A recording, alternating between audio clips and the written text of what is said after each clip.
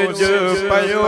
भिरी मुहम्मद मुस्तफा जायो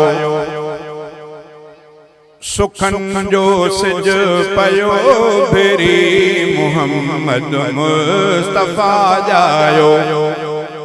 पढ़ो सलवात सरवर ते हबीबे किबरिया जायो सुखन जो सिज पयो भिरी मुहम्मद मुस्तफा जायो सुखन जो सिज पयो भिरी मुहम्मद मुस्तफा जायो जमण साईं मिठे मदनीअ कयो सजे दो खुदावंद जो जमण साईं मिठे मदनीअ कयो सजे दो खुदावंद जो खणी पैगाम वहदत जो सजो खैरुल वरा जायो खणी पैगाम वहदत जो सजो खैरुल वरा जायो पढ़ो सलवात सरवर ते हबीबे किबरिया जायो सुखन जो सिज पयो भिरी मुहम्मद मुस्तफा जायो सुखन जो सिज पयो भिरी मुहम्मद मुस्तफा जायो कयो जंहिंजे करे पैदा ज़मीनो आसमां मौला कयो जंहिंजे करे पैदा ज़मीनो आसमां मौला सचो सरदार सोरबी इमामुल अंबिया जायो सचो सरदार सोरबी इमामुल अंबिया जायो पढ़ो सलवात सरवर ते हबीबे किबरिया जायो सुखन जो सिज पयो भिरी मुहम्मद मुस्तफा जायो चयो जंहिंखे मिठे रब रहमतुल लिल आलमीन आहे चयो जंहिंखे मिठे रब रहमतुल लिल आलमीन आहे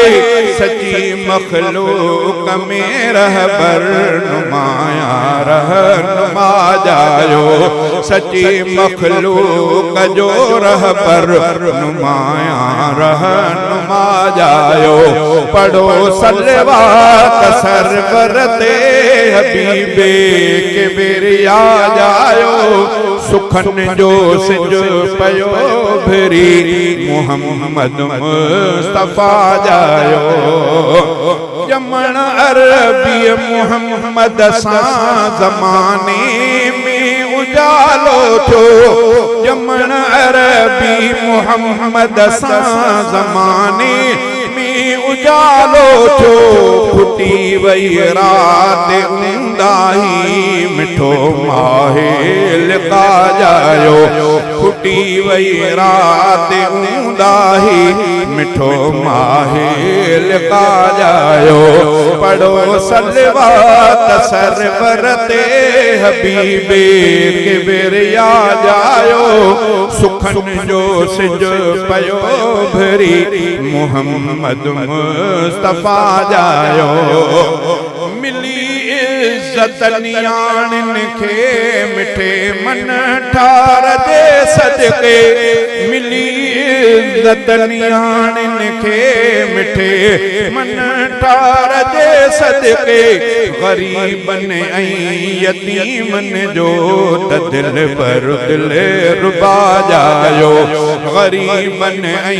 यतीमन जो त दिल पर दिल रुबा जायो पढ़ो सलवात सरवर ते हबीबे किबरिया जायो सुखन जो सिज पयो भिरी मुहम्मद मुस्तफा जायो पयो लिख तू सदा लंजार जाफर नात निर्मल जी पयो लिख तू सदा लंजार जाफर नात निर्मल जी नबी खातम मुतम आला पियारो पेशवा जायो नबी खातम मुतम आला पियारो पेशवा जायो पढ़ो सलवात सरवर ते हबीबे के बिरिया जायो सुखन जो सिज पयो भरी मोहम्मद मुस्तफा जायो।